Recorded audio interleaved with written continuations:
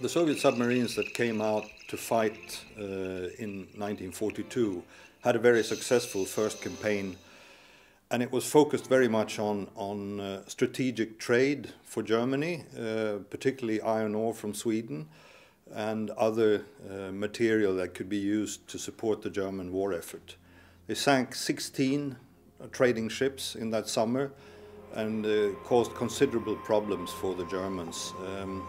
They had some success also against the German fleet, but there wasn't that much fighting inside the Baltic. It was mainly against the civilian trade.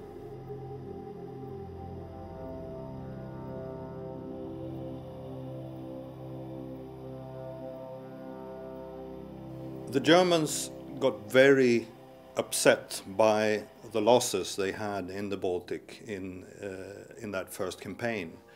So together with Finland, who was at war with Russia also in the early parts of the Second World War, together they decided to stop the Russians altogether. And it was a most remarkable engineering project and also amazingly successful. They cut off the whole Gulf of Finland.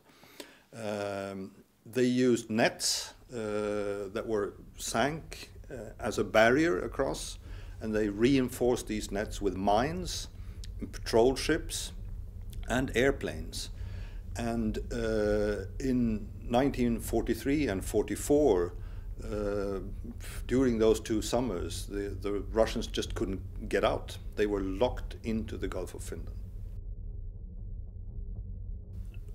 When the Russians were waiting to get out to sea again, of course they had intelligence. They knew a lot about how the Germans behaved, even if they weren't out there. I mean, they could get intelligence from the air, from spies, from civilians who reported.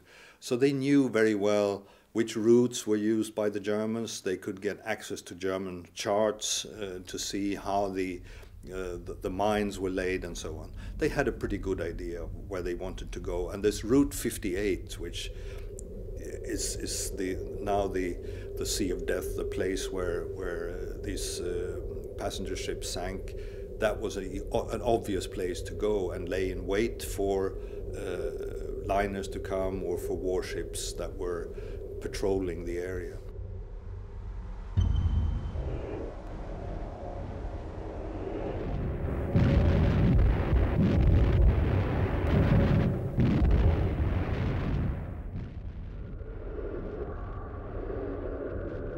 These submarines were very difficult to direct from the base. They had a lot of independence in the way they acted.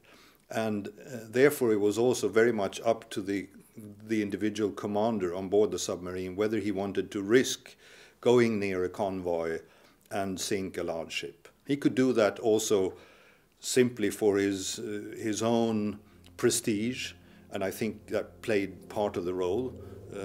But certainly they had a lot of reasons for avenging the way the Germans had behaved on Soviet soil.